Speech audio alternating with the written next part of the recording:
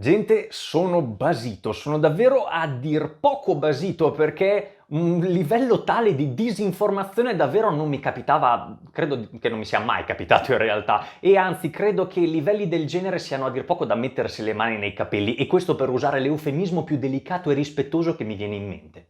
Grazie alla soffiata di alcuni utenti diversi, devo dire, anzi, i quali ovviamente ringrazio, sono venuto a sapere che indicativamente la settimana scorsa la Rai, con una delle proiezioni del suo TG1 di non ricordo esattamente quale giorno specificatamente, abbia mandato in onda appunto un servizio dove all'interno si è parlato di videogame e non solo, e fin qui in realtà nessun problema, ma pare, e dico pare perché non ho ancora avuto modo di vedere il servizio in questione, ma lo faremo insieme nei prossimi minuti, pare che siano arrivati ad equiparare gli effetti dei videogame a quelli della cocaina, arrivando praticamente a sostenere che tutti i videogiocatori del mondo non siano altro che una marea di lobotomizzati guerrafondai, e seppure siano tantissimi i blog, i canali e le pagine, i forum che stanno parlando, alcuni anche abbastanza incazzati comprensibilmente di questo avvenimento, io non ci voglio credere. Non posso davvero credere che la Rai, dopo lo scivolone, per definirlo anche qui nella maniera più educata che mi viene in mente, commesso con l'incrocio che sono riusciti a fare tra il videogame War Thunder e la guerra in Ucraina, del quale ovviamente abbiamo parlato nel dettaglio nel video che trovate qui sopra on screen e anche qui sotto in descrizione, io non posso credere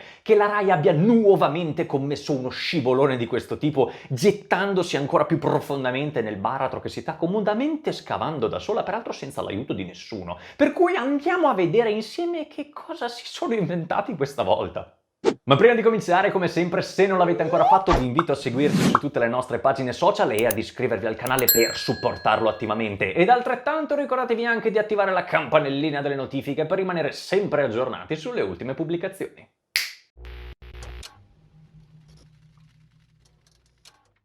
Bene gente, rapido check prima di cominciare. Auricolare? Check. Telefono da battaglia? Check. Che dire, let's play. Sta generando molti timori, così come prima la pandemia, da cui non siamo del tutto usciti.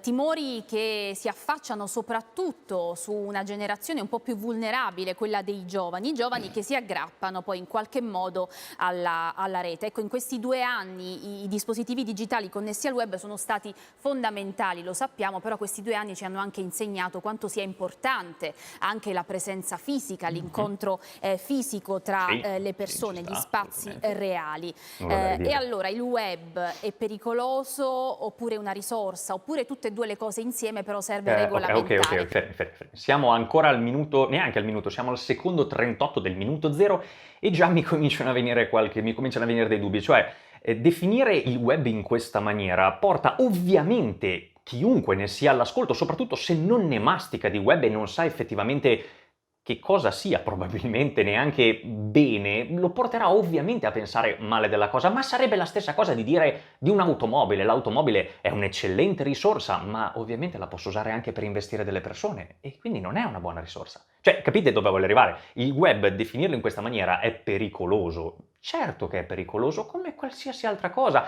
Porta assolutamente dei rischi, ci mancherebbe altro. Ma non è di per sé pericoloso, cioè non è una bomba al tritolo che diciamo che di effetti positivi ne ha abbastanza pochi.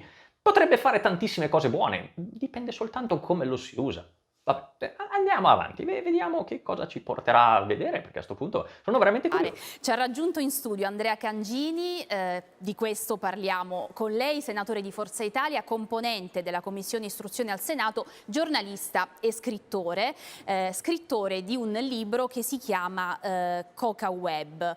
Questo volume... Giusto, no, beh, giustamente, perché sul web è il posto migliore per vendere cocaina. Io conosco una persona che abitualmente non va dai pusher a comprarla, no, assolutamente, la ordina su Amazon. Cioè se voi andate su Amazon, su eBay, ce ne sono tantissimi di siti web, di e-commerce vari, che tu entri e proprio metti nel carrello la tua dose di cocaina, che arriva tranquillamente anche a dei buoni prezzi, perché sai, c'è anche la tessera fedeltà, punti uno dopo l'altro. È una sintesi un po' del lavoro che avete fatto, no? In Commissione Istruzione, dove avete raccolto delle testimonianze importanti di professionisti, specialisti. Esattamente, abbiamo invitato i maggiori esperti, psicologi, neurologi, pedagogisti, grafologi, l'importanza della scrittura a mano è trascurata.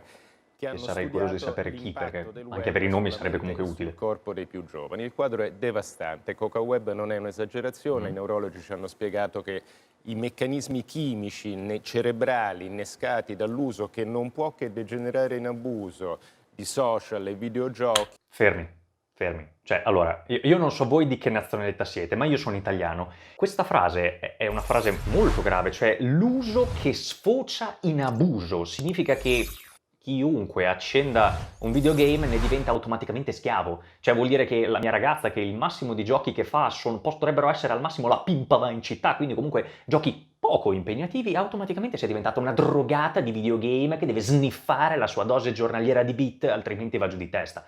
Cioè, attenzione, perché ribadisco, persone che non hanno affinità col web, che non sanno che cosa sia magari, quindi persone di una certa età, ovvero una grandissima percentuale della fetta del TG, della Rai e in generale della televisione di stampo canonico, e purtroppo una frase del genere la assimila per quello che significa, ovvero che il web, l'elettronica, il videogame portano i ragazzi a drogarsi, cioè praticamente appunto tirare una riga di coca equivale a giocare a Fortnite o che ne so, che per l'amor di Dio, ok che Fortnite fa schifo, però cioè, non fa gli stessi danni della cocaina, capiamoci, capito? Sulla mente umana, soprattutto sulla mente dei più giovani, sono identici, letteralmente identici a quelli della cocaina. Si secerne l'ormone che trasmette la sensazione del piacere. Per questo quella roba lì... E anche qui torniamo al discorso di prima, ok, viene equiparata alla cocaina, fantastico, comunque è una frase fantastica, credo che me la scriverò sul muro di fianco al mio letto perché la voglio tenere bella viva nella mia mente, ma... Cioè, scusate adesso, io non sono un microbiologo, non sono un chimico e quindi magari qualcuno di voi potrà darmi qualche idea in più, ma non è la stessa cosa che succede quando mangiamo la cioccolata, si liberano endorfine e stiamo bene, quindi tra andare a sparare a qualcuno su COD piuttosto che andare a fare una corsa su Wipeout piuttosto che su Mario Kart è l'equivalente di tirarsi una riga di coca? Davvero? È più piacevole di qualsiasi altra per un adolescente, per questo per un genitore è quasi impossibile o è difficile staccare il proprio figlio dallo smartphone. Ecco, Prego. concluda. Concludo. Tutte le patologie, essere giovani non è mai stato facile, ma mai come in questa fase storica, tutte le malattie mentali, i disagi, i disturbi alimentari, l'autolesionismo, l'aggressione sono in crescita vertiginosa da quando le console dei videogiochi sono entrate nelle stanze dei nostri figli e soprattutto da quando nel 2007-2008 lo smartphone è entrato nella loro disponibilità e la loro capacità cognitiva, mentale, progressivamente si sta riducendo. Questa è la prima generazione, ci è stato spiegato, che ha un quoziente di intelligenza inferiore alle generazioni che l'hanno preceduto. Non era mai successo.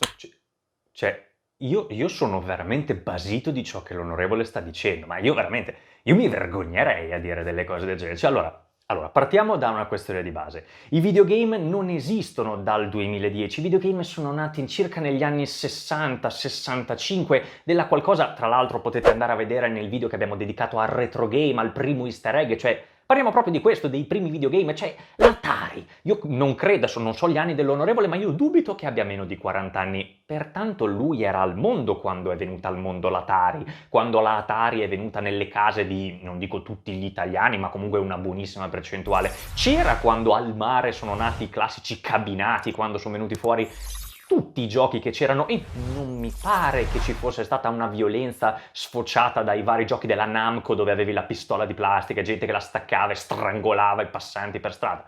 Non mi pare, francamente. Questa è una frase, a mio parere, veramente gravissima, perché fa sembrare che tutta quella che è la violenza di oggi dei giovani, adesso baby gang a voler recitare, ma non so neanche se abbiano senso in questo discorso, siano date dai videogame. Cioè, io ho 27 anni, 28 quest'anno, ma mi sto diventando vecchissimo, ma sono, non so, 18 anni che gioco ai videogame, ho cominciato che avevo forse 10 anni, avevo iniziato le medie da poco e non ho mai ucciso nessuno, non ho mai picchiato nessuno, non ho mai fatto a cazzotti, non ho mai cercato di picchiare qualcuno, di stuprare una donna per strada, non ho mai cercato di fare niente di tutto questo. E come me tantissima altra gente che gioca ai videogame, e soprattutto il fatto che lui sostenga, cosa che hanno sostenuto anche in altri studi che ho letto, adesso non ricordo esattamente dove né quando, che l'intelligenza media si sta abbassando. Vero, almeno vero, ho letto anch'io di queste cose, ma non è rapportato esclusivamente ai videogame, ci sono migliaia di variabili differenti e soprattutto, che è la cosa importante, non è che l'intelligenza media si sta abbassando con l'aumentare della tecnologia, è che adesso successo, insomma, negli ultimi 10-15 anni, ne abbiamo consapevolezza, sappiamo esattamente com'è la tecnologia, come funziona, cosa ci porta. Negli anni 80, se anche ipoteticamente la famosa Atari di cui sopra avesse portato le generazioni come credo, vista l'età più o meno dell'onorevole, ad essere meno intelligenti delle loro generazioni precedenti, di per sé forse non l'avrebbe neanche saputo nessuno. Oggi abbiamo un'informatizzazione più avanzata, abbiamo un'informazione più avanzata e come tale queste nozioni passano all'esterno e diventano virali. Ma attenzione, veramente ve lo dico e ve lo sottoscrivo, non è dato esclusivamente dai videogame. Mi raccomando, perché qui si sta facendo della disinformazione davvero gravissima, cioè qui non stiamo scherzando. Secondo me questo è il tema di quest'epoca. Io ho fatto delle proposte di legge per cercare di governare il fenomeno, non si può invertirlo, ma è dovere della politica governare fenomeni così complessi che danneggiano in maniera così evidente i più giovani. Mi auguro che più se ne parla, più è facile che il Parlamento affronti e si renda responsabile di un fenomeno che non possiamo trascurare.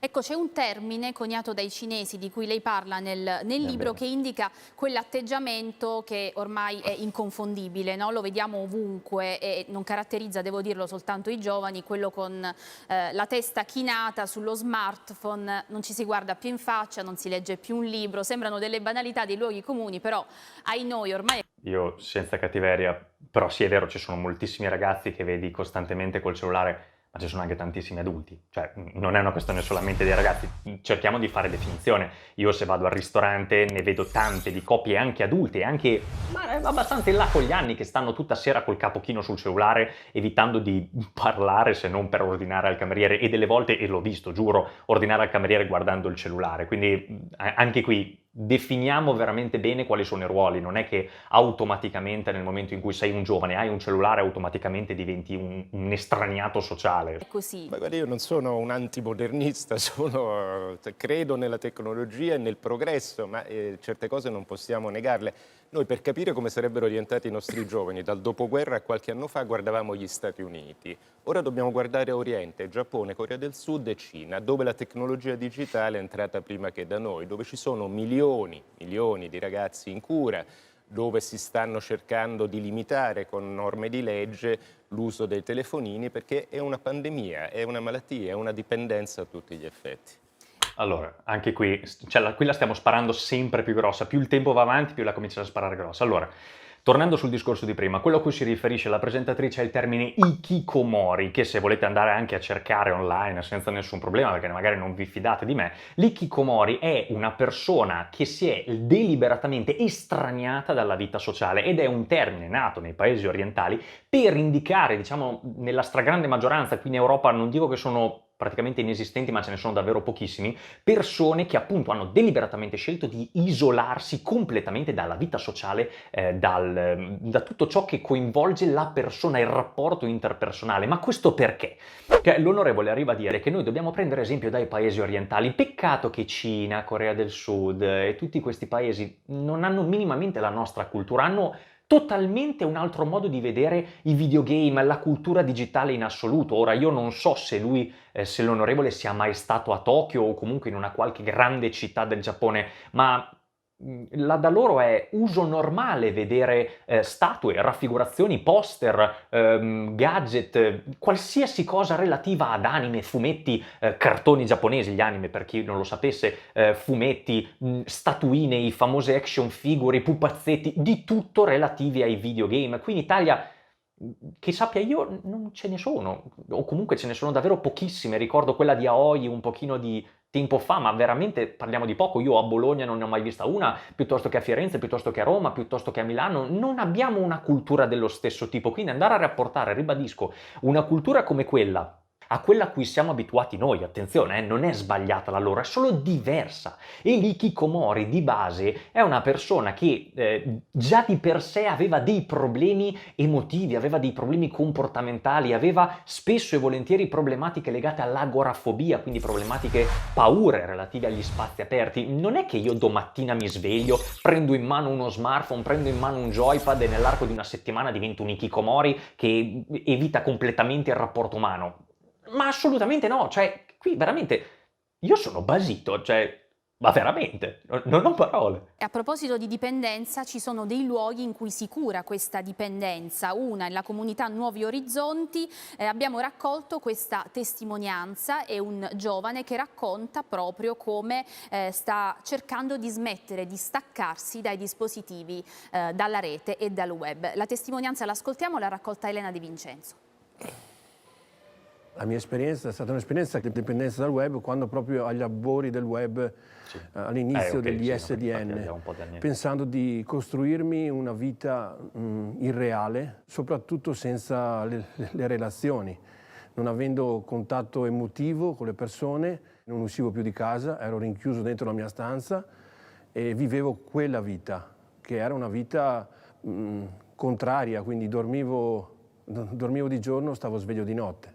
Sono arrivati i giochi, sono arrivati i primi social, i messenger di Windows e lì mi sono proprio concentrato su quello, cercando anche di chiudere tutto il dolore che avevo dentro per riuscire a comprimere tutto e non sentire più niente. Ho chiesto aiuto alla comunità Nuovi Orizzonti e lì ho iniziato il percorso di vita nuovo, proprio legato sull'arte d'amare.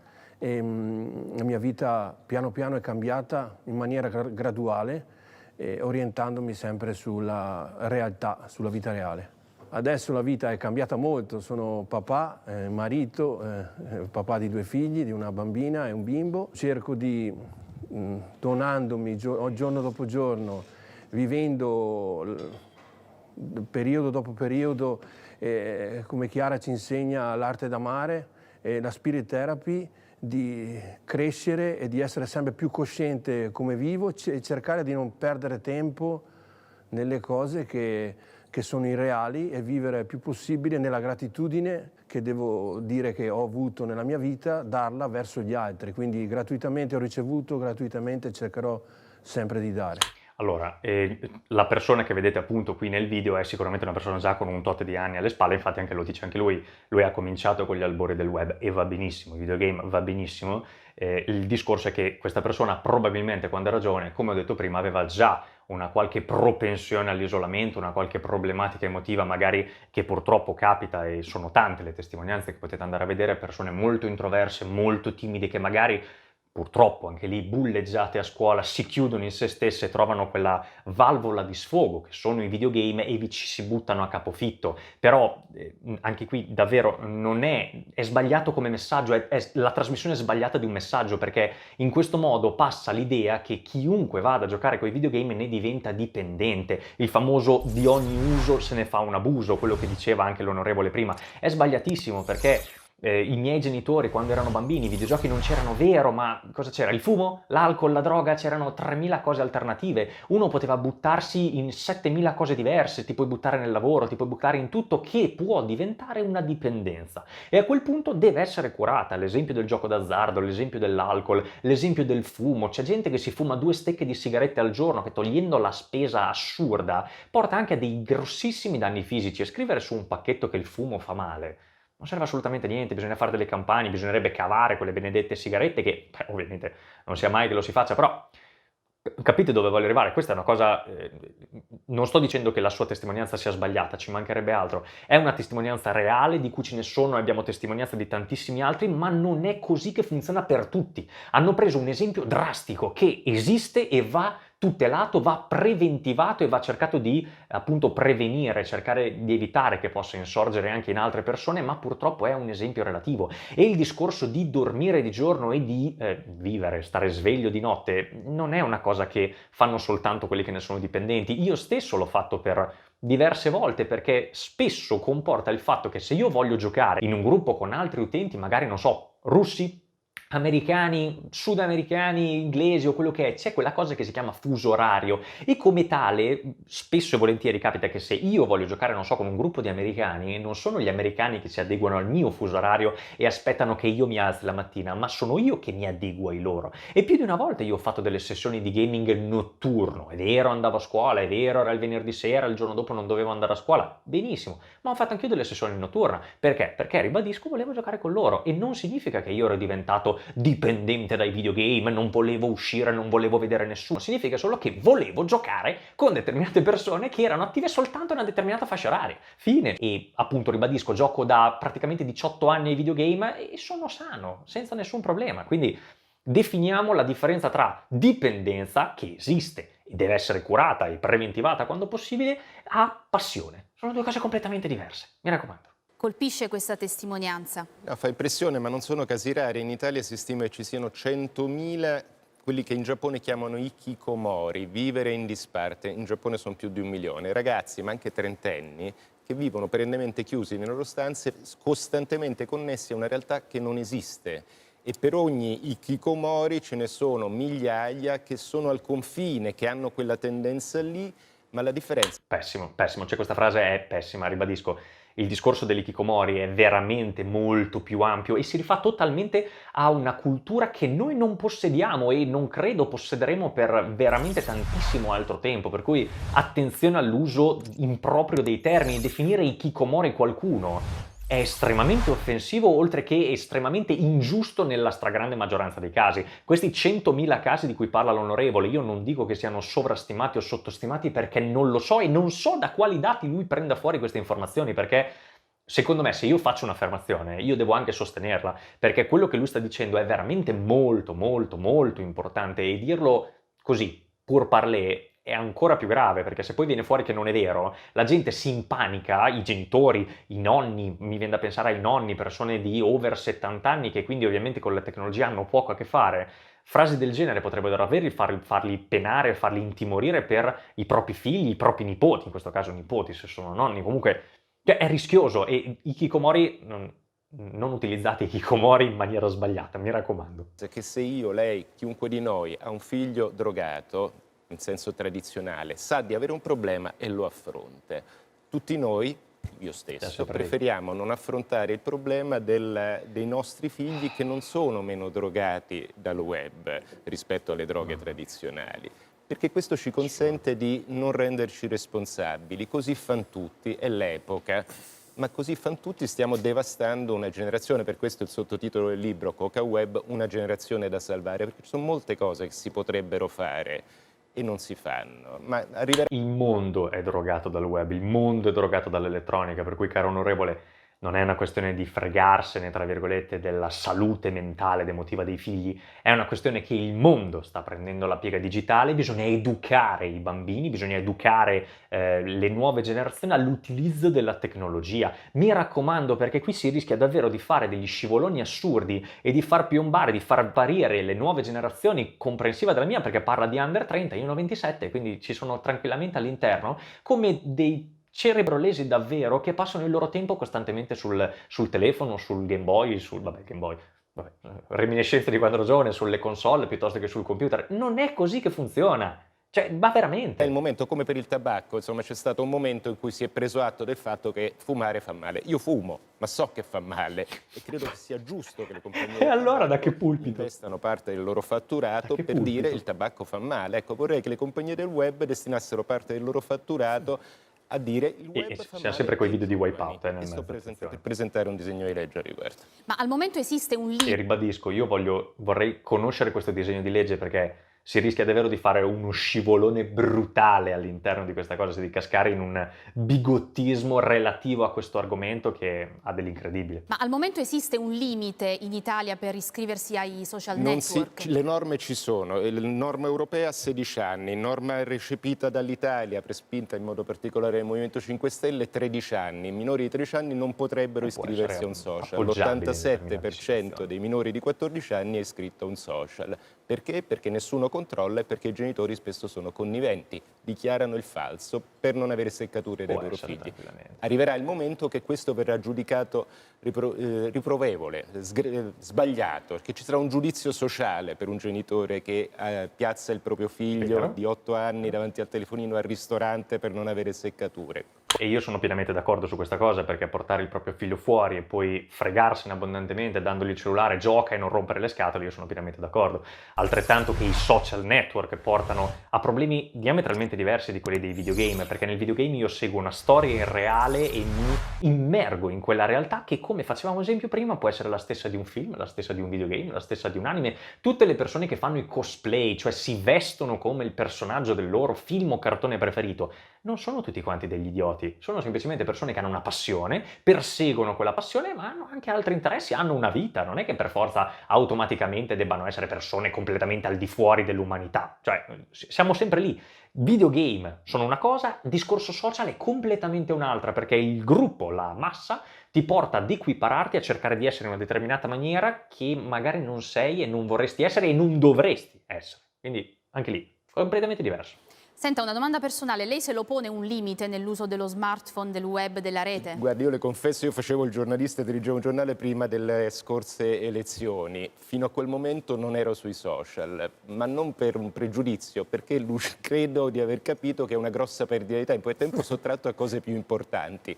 Mi sono dovuto iscrivere per ragioni di trasparenza e di rapporto con l'elettorato, ma credo che quando finirà tutto questo tornerò a cancellarmi. Sì, quando finirà tutto questo è un po' difficile andare avanti ancora per molto. Bene, allora, questo è il video della intervista servizio e ribadisco, ci sono contenuti estremamente gravi, contenuti estremamente provocatori e sbagliatissimi, profondamente sbagliati, di una persona che, a mio avviso, evidentemente non è mai entrata nel merito dei videogame, probabilmente non li ha mai utilizzati, ma senza cattiveria alcuna, probabilmente non ne è mai fregato niente, tranquillamente, senza, ribadisco, nessun problema, ma io lo inviterei moltissimo a rispondere a questo video, a visionarlo nel caso in cui lo vorrà fare, e anche a rispondere e cercare di, magari anche, perché no, di fare un video in live insieme, ci mancherebbe altro, perché quello che ha sostenuto è veramente molto grave e non sono lo stesso io, non sono l'unico a sostenerlo, sono tantissime le pagine, i canali che stanno sostenendo questo, perché ciò che lui appunto ha detto è gravissimo, porta indiscutibilmente le vecchie generazioni, a parlare di finirle in un termine unico, a pensare che il web, l'elettronica, le digitalizzazioni, i social network e i videogame facciano automaticamente male, ma così non è, perché ribadiamo, dipende dall'uso che se ne fa. Un coltello può essere utilizzato per affettare una mela come per pugnalare a morte qualcuno,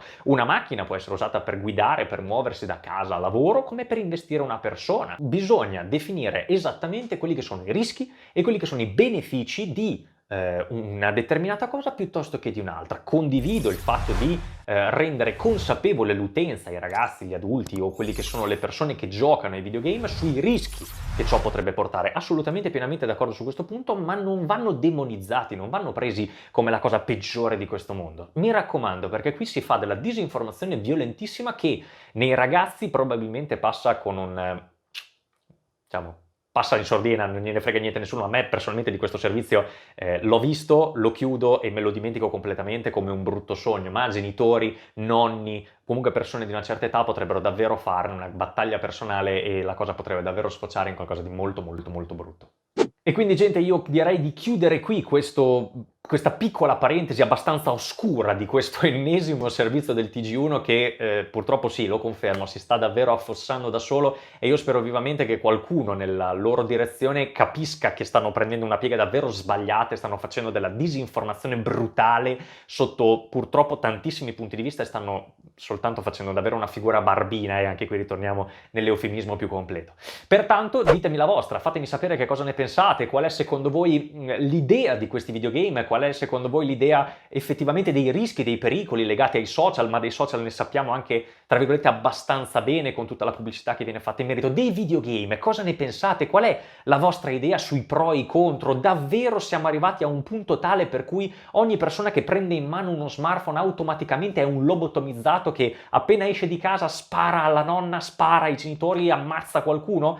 Fatemi sapere la vostra, io personalmente la mia ve l'ho detta e spero vivamente che mi continuerete a seguire. Spolliciate, mi raccomando, se il video vi è piaciuto, commentate come se non ci fosse un domani e niente che dire. Noi ci vediamo la settimana prossima, giovedì a 12:30 con una nuova puntata.